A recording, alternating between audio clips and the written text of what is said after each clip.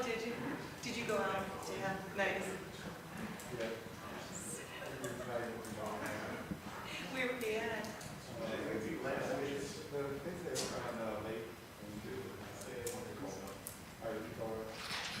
Oh, on the west side? Yeah. I ain't been there.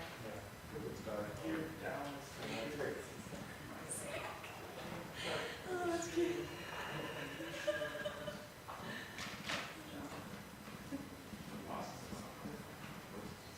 He was out canvassing during the election and my neighborhood knocked on my door. I answered my pajamas. I was like, oh, councilman.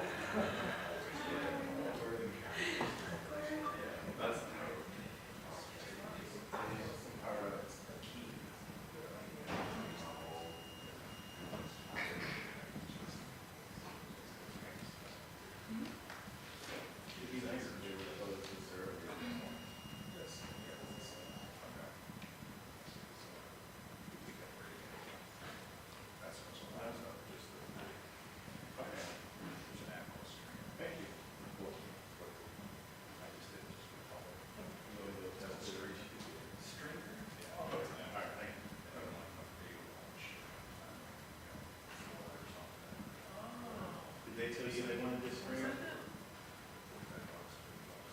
Yes, they did tell you. Of course, no. If I would have forgot, I would say, oh man, I forgot, you know? But like I told Matt when he saw it, it's the first time hearing it. Yeah. Wow.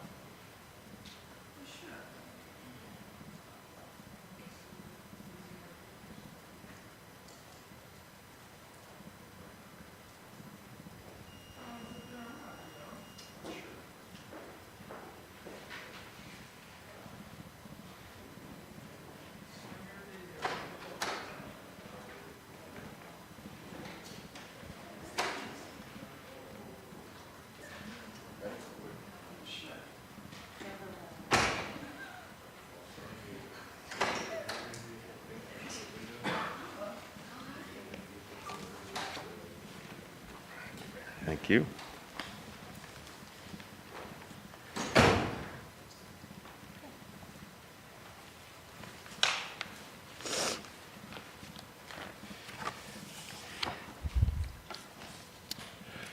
Good afternoon. Thanks everyone for joining us here today.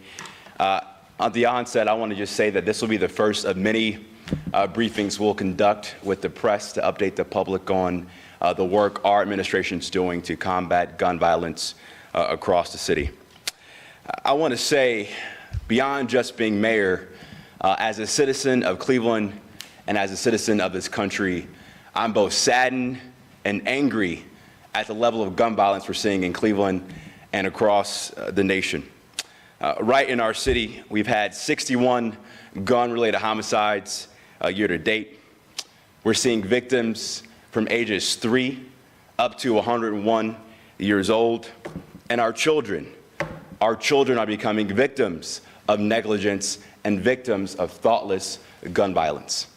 Recently, a couple of weeks ago, the CDC did a study that said gun violence was the leading cause of death of children in this country. It's a shame. And as mayor of Cleveland, I feel paralyzed and handcuffed by the lack of real, comprehensive gun legislation in Congress and the fact that we have a state that doesn't give me as mayor the tools I need to combat the illegal trafficking of guns that plague our city day in and day out. I'm concerned about Senate Bill 215, which goes into effect on June 12th. I've instructed my law director, Mark Griffin, to examine any legal tool we have or any legislative pathway we have to combat Senate Bill 215. Yesterday, I released my statement as relates to House Bill 99. In working with CEO Eric Gordon and our school board, we will no longer allow any weapons. Once this bill is passed, we will not allow any weapons inside CMSD, and I'm urging every school district in this city, every school in this city, and every district in this region not to allow weapons in our schools, because arming our teachers with guns is not the solution. However, we are making progress. Just yesterday, Governor DeWine announced a $1.7 million grant to support our efforts to crack down on violence in our city. These resources will work to address youth to help them not be involved in gang activities. The grant will also be used to purchase a national integrated ballistics network system to aid in solving gun crimes in the city. And those funds will also be dedicated to expanding the number of violent crime reduction teams we currently have right now in our public safety forces. We are also working with local and federal partners to truly adopt an all-of-government approach across the city of Cleveland to prevent crime before it starts. Programs like Midnight Basketball, we're looking to bring the 10-Point Coalition to Cleveland, a national program that works with faith leaders to address violent crime. And then we've been also working closely with Youth Opportunities Unlimited and CMSD to make sure young people have productive things to do this summer once school ends. And then through the work I've been doing with Chief Drummond, starting on May 28th, we are requiring every officer working in the first and second shift to do at least 1 hour of walking the beat to make sure we have active presence in our communities across the city this summer. So I'm going to hand it off to Chief Howard and Chief Drummond to go in more details about the work that our administration is doing to combat gun violence. But we have a long road ahead. This issue will not be solved overnight, but know that we are working tirelessly in the Bibb administration to combat gun violence all across our city.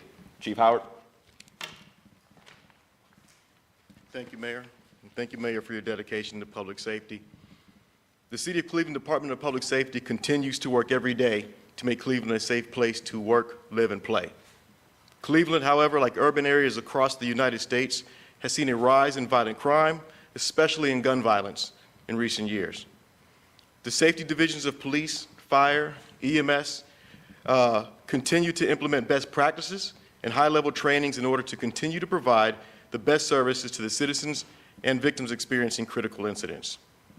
Our first responders, and everyone has to understand that our first responders are dealing with life and death situations on a daily basis, and they're affected by what they see on scene and as they manage the scenes. Our first responders are on the streets, they're giving their lives every day, and this year has been of significant stress. We have seen 61 homicides, as the mayor stated earlier. 3 juveniles' lives were taken by senseless firearm use. We've had 495 assaults with firearms. And with the legislation that is coming, we urge every citizen to receive the proper training. If you choose to carry, get the training to understand the power of the weapon that you are going to be carrying. Get the training so you know what that weapon can do. We have seen 14 gun-related suicides. And as a veteran, suicide is something that's very personal to me. And if you know someone who is in mental distress, get them help. Call the Suicide Prevention Hotline at 216-623-6888. This is making Cleveland safe is a unified effort, and public safety can't do it on our own. We also have to talk about the disregard for our traffic laws. We've had vehicle crashes that have resulted in 17 adult deaths, 2 juveniles, 91 adults injured, 8 juveniles injured in auto accidents, and we've had motorcycle fatalities. We need everyone in the city to take responsibility for their actions, take responsibility for what they choose to do in the city, and help our safety members, our uniformed safety members, make Cleveland a safer place. I'll turn it over to Chief Drummond for additional details. Thanks, Mayor, and thanks, Director. One of the things that's extremely important when we're talking about gun reduction and also crime reduction relative to the violence that's taking place is the relationship that we in the Cleveland Division of Police have with our citizens. I think that it starts there. It's not going to stop the violence, but I think it starts there to build that relationship. So that's part of what we're doing. The mayor mentioned it before, something as simple as our park and walks, getting our officers out the cars, and that's primarily on our first shift and our second shift, to actually go out and engage with the community. And I'm not just talking about parks, I'm talking about neighborhoods, getting out their cars, walking up to people, talking to them, building that rapport, building that relationship. That's extremely vital, extremely important. That's part of, again, I think, helping to reduce some of the gun violence that's taking place in our community. We also have our Citizens Police Academy, and one might say, well, what does that have to do with reducing gun violence? I think it's extremely important that folks have a understanding of police work, and through our Citizens Police Academy, they have that ability to come and see what we do, how we do it, so they can have an appreciation for the officers out there and the tough job that they have policing this community. We also have what's called community-oriented policing, or CPOP. It's basically working with the citizens to find out exactly what the issues are, what the problems are, and working with the community to hopefully resolve those issues. And it's not just being directed by police, it's being led and primarily by the citizens who pretty much know how they want to be policed, and that's in cooperation and collaboration with our citizens to identify those specific problems. And sometimes, folks, those problems aren't necessarily the gun violence. It may be something much smaller, which can lead to other issues. So we can deal with those particular issues, smaller issues, collaboratively. I think we can resolve some of the bigger issues. Now, the mayor and director also mentioned about some stats and so forth. And I know stats for some people don't mean much, but sometimes we are judging our stats here in the Cleveland Division of Police and other places. So, as mentioned before, gun violence. We're talking about felonious assaults with firearms in our community. Right now, it's roughly, and the director already mentioned the numbers, but I'm going to mention them as well. It's 495. That's 495 folks that have been shot in our community with a firearm. 495. It's only 365 days in a year, folks. And we're only into June now. Just think about that. 495 people have been shot with a firearm in our community so far. 61 homicides. And those include older folks as well as kids. 61. So just unacceptable. Unacceptable. Gun seizures. We have about 1,054 gun seizures right now. 1,054. And by the end of the year, we'll probably double that. I'll probably quadruple or triple those numbers and so forth. So there are a lot of guns, and these are not legal guns that we're talking about, folks.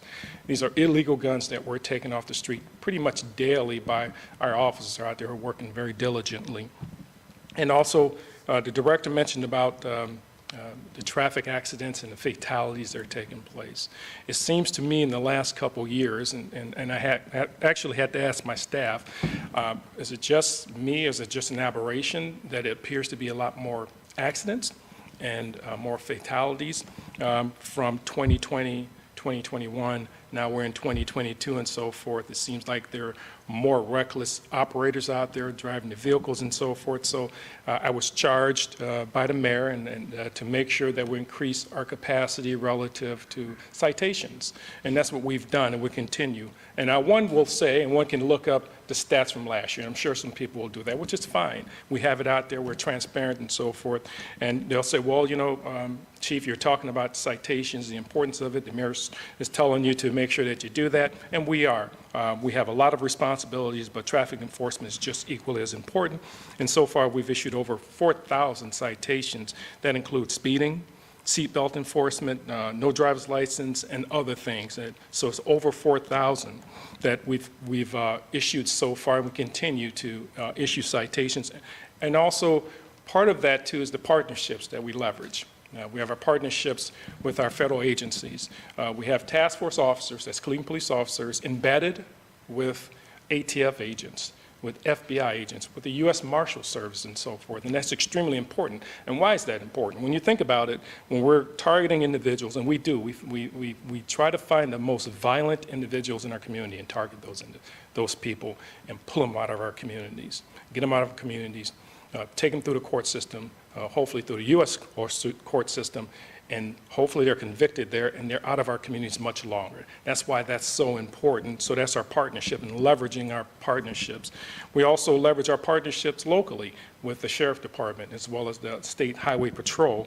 And as you guys are probably all aware, we had Operations Wheel Down. And I'm going to give you some of those stats. I know you have them already, but we had 15, and this is just one day, 15 felony arrests, 30 citations were issued, and 15 vehicles were confiscated, 2 of which were stolen. And we recovered at least 2 firearms in that partnership. And our partnership with the State Patrol will continue. That's not going to stop. The Colonel, which I have a very good relationship with, the Governor, as the Mayor has a tremendous relationship with him, they're committed to assisting us here in the city of Cleveland with our traffic enforcement, and also, really important, our gun interdiction. Our gun interdiction and so forth. Again, getting illegal guns off our streets. You know, and like stated before, we've had a couple of kids killed recently, and it's and I get a little bit emotional, so bear with me. I was working out the other morning, and you know, I was working out, and you know, I get text messages and reports from my communications center about just about every shooting, every homicide, every accident involving our officers, our cars. So I don't get much sleep, let's just put it that way, because my phone is constantly going off. And what I try to do is get up early and work out. That kind of keeps me sane. So I get up early and try to work out. So my phone goes off constantly. And and when I do, I update the director, I update the mayor and so forth. So I get a message about a 10-year-old, you know, and that was shot. And that was early in the morning, and then, of course, I get an update that the 10-year-old died. So I'm reading about what happened and so forth, and you know, irresponsible gun ownership. We get a 10-year-old in a bed that's shot in the head. An innocent 10-year-old is dead now. So I'm working out, and I had to pause, you know. That's after I'm reading, I had to pause, you know. I have 4 kids, I have 3 grandkids, and so forth. I had to pause, and, you know, I'm going on about my business, working out. Here's a 10-year-old that's dead. His family life has changed forever.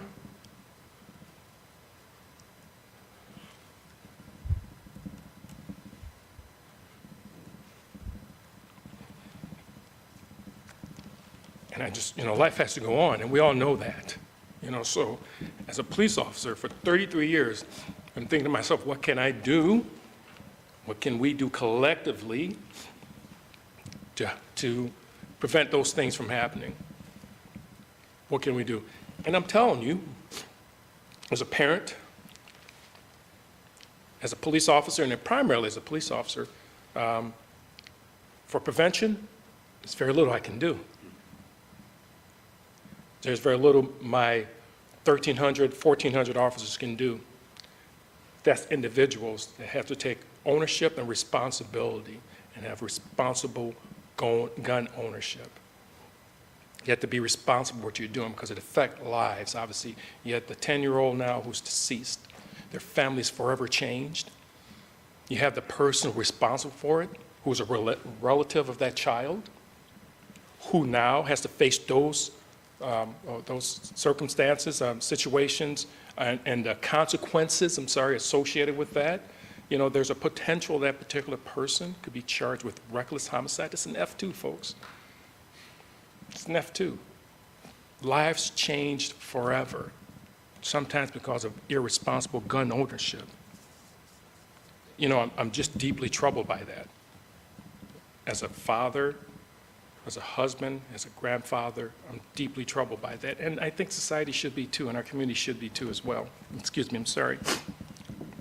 You know, while our officers, they do wear badges, you know, they're mothers too, their fathers, their uncles, their aunts, you know, and when they're on scene of these tragic events, it affects them. It affects them. Our officers are not robots. They're human beings, and they're affected by this. Just the other day, I received a call from our Employees Assistance Unit. 2 of the officers involved in that 10-year-old was also involved just 2 weeks prior when the 14-year-old was shot and killed. They're suffering. they're suffering. So what I do, we have wellness. We try to take care of our officers as well because, again, they're not robots.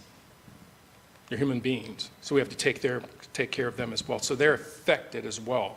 They're going to continue to do their jobs, but they're affected and so forth. Senseless gun violence, absolutely senseless gun violence. You know, we have preventative, we do have some preventions.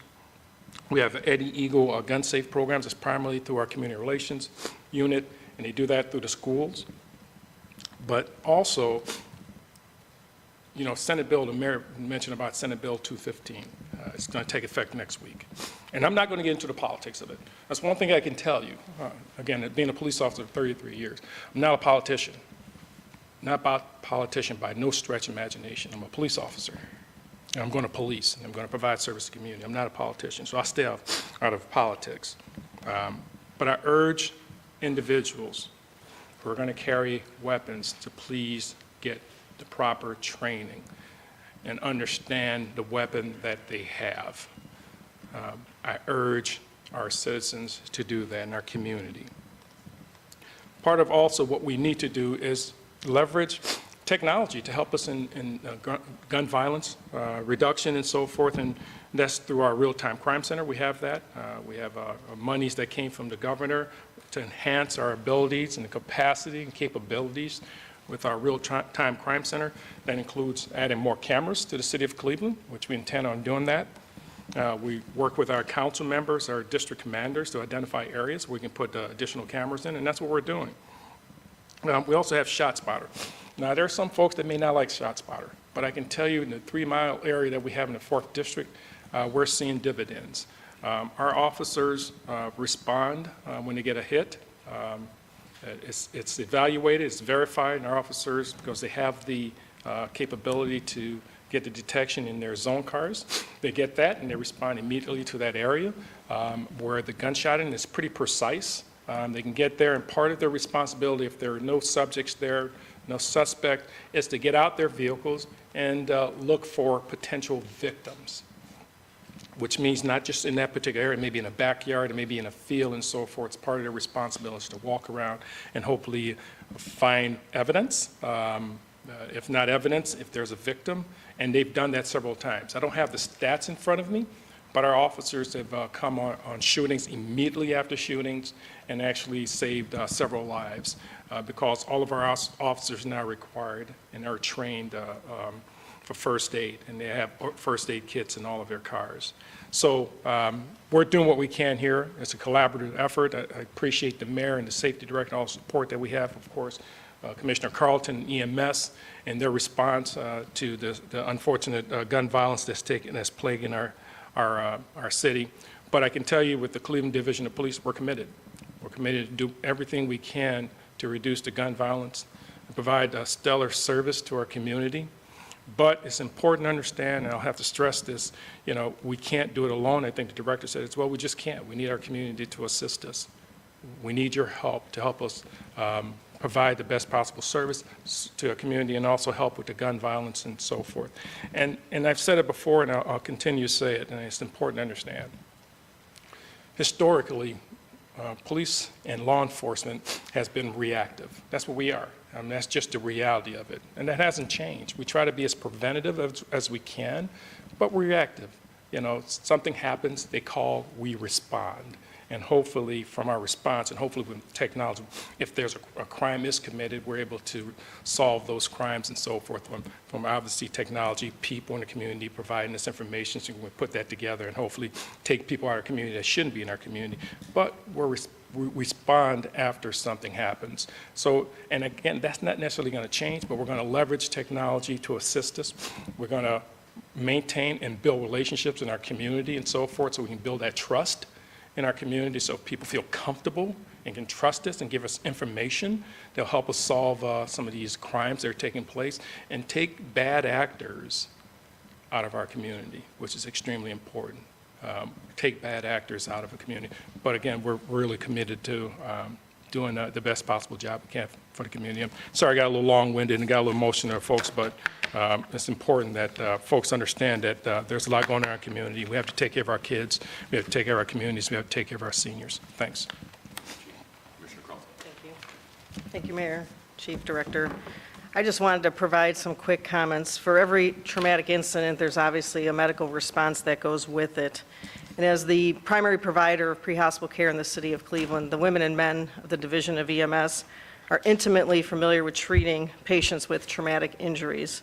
We are fortunate in Cleveland to be part of a trauma system, a network that ensures that victims of violence and other tragic incidents are treated at the most appropriate emergency department, capable of providing the best care. Cleveland does have some of the best hospital systems. They collaborate together for the interest of our community.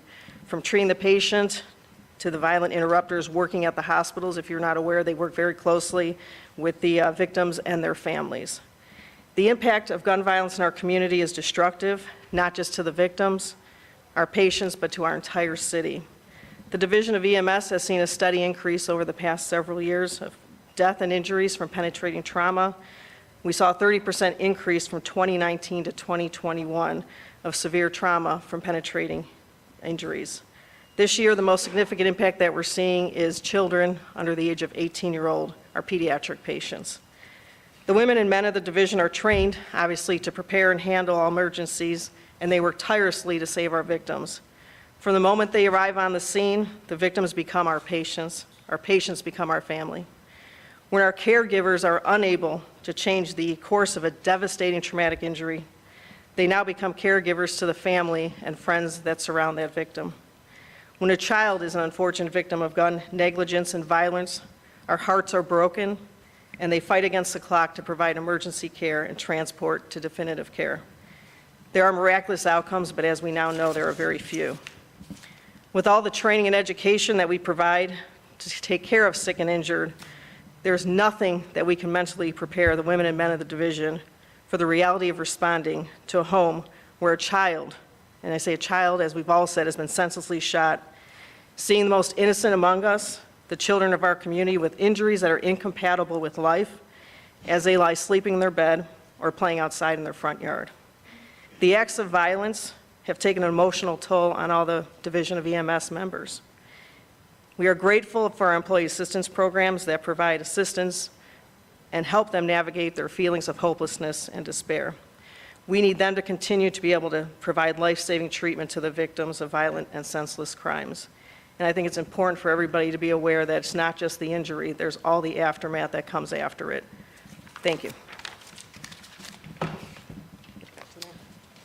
We will now open up the floor to questions. Yes. How will you prepare for what could be a violent summer when you're also battling staffing issues within the division? How do you retain officers and recruit them? Yeah. Well, as I've mentioned before, throughout the early part of the first half of my first year in office, the police union has not been with a contract in nearly 3 years. We're in the process of negotiating over 30 union contracts with our unions across the entire administration. We are working as quickly as we can to be a good faith partner with our police union to make sure we can address the issues that we know are important to have a competitive and attractive environment to retain and attract good quality officers across our city. In the interim, I've instructed Chief Drummond to look at some additional recommendations like ball caps, like tattoos, like beards, like having grills at the police district headquarters across the city to give our officers some additional improvements in culture. But again, we're in the middle of negotiations. I'm not going to negotiate in the press or in the public, but know that I want to do everything I can as mayor to support law enforcement to keep our streets safe throughout the summer. I have a question for the safety director. Do you know when and where the last joint training was between police, fire, and EMS in person to prepare for an active shooter? So, when I came on as safety director, I came on and COVID hit about a week later. So I've been dealing with COVID. So the answer to that question is I don't know when the last time was. But I can tell you that that is something that we're working on right now. we're working on doing a tabletop exercise to prepare and familiarize each other, not just within the divisions of police, fire, and EMS, but also with our partners who would be impacted by such an activity. So that's something that's going to be happening soon. But not tabletop, how about officers and paramedics and firefighters actually in person, in a building, preparing as if they were actually doing it themselves, not the supervisor sitting in a room? Well, it's going to happen in phases. So the first phase is the tabletop exercise. The second phase of that is going to be the in-person training so that we can do some collaboration around there. As you know, we have South High School coming on as a joint training facility for police, fire, and EMS, and that gives us the ability to have a location where we can have such a training. But there's nobody remembers the exact date for the last one? Not at this stage. Thank you. Thank you, Ed. On top of that, there's been 11 mass shootings just over the weekend. Are we increasing security downtown in popular nightlife places, or with Pride in Cleveland this weekend? Are we increasing security presences?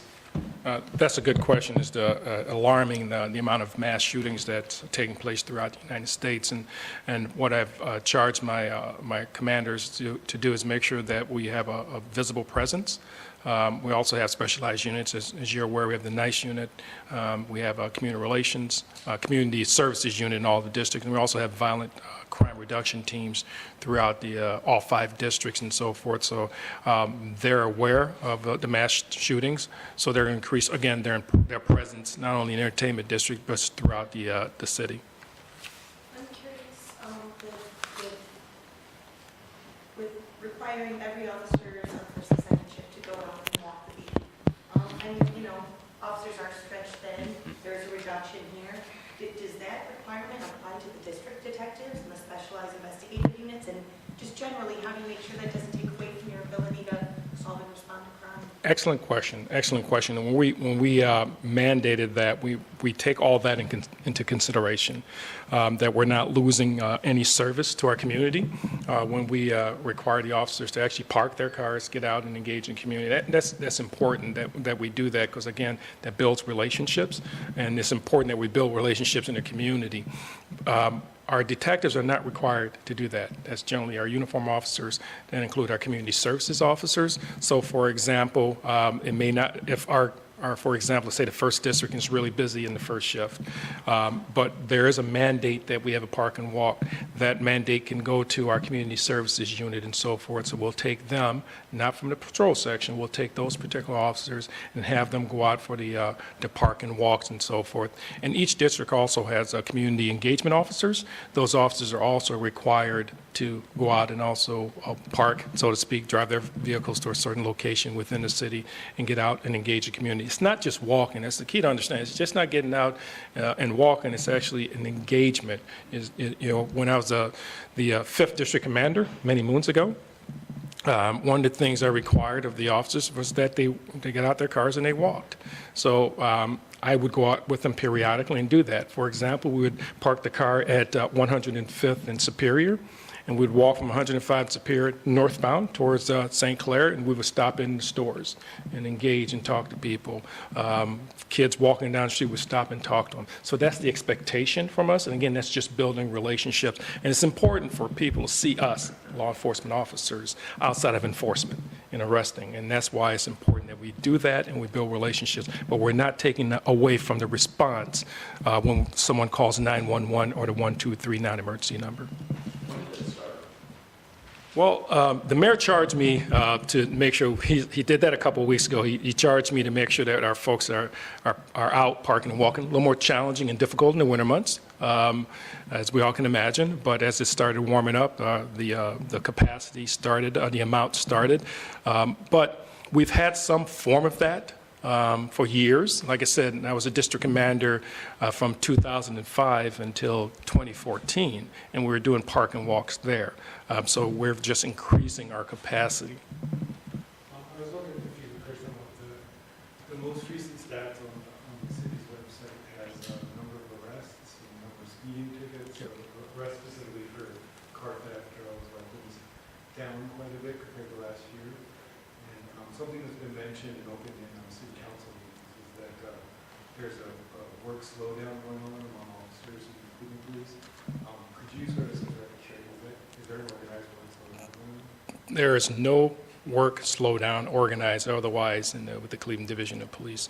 We expect our officers to go out every day and provide service to our community.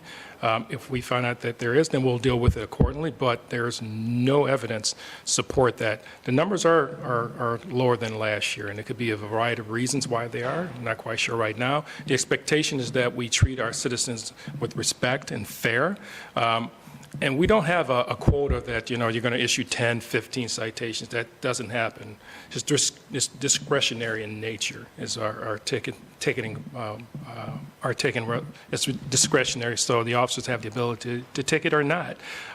So there's no work shortages or slowdowns or organized or otherwise.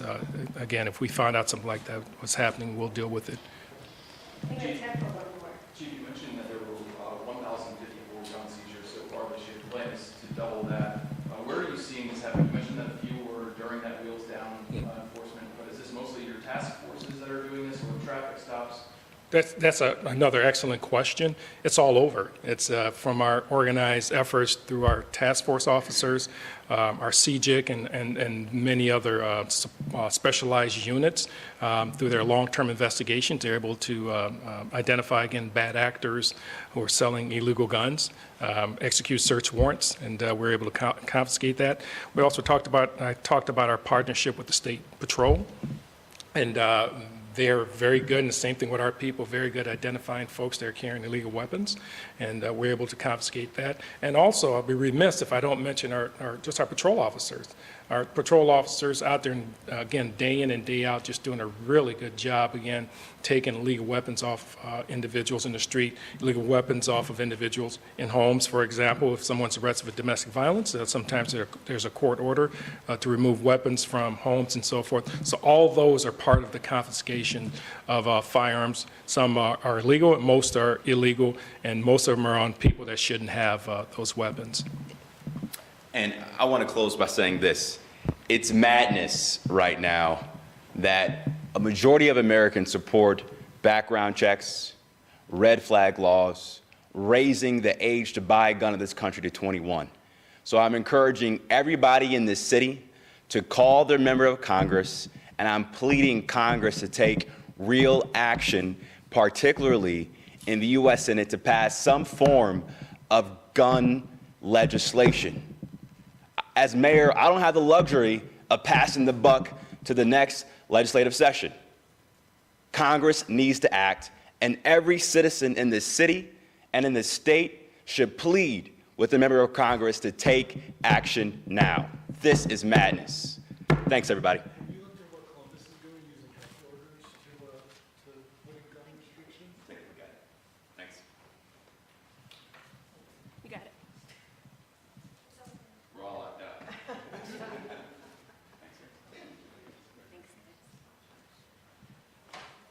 If you guys have follow-up questions, just feel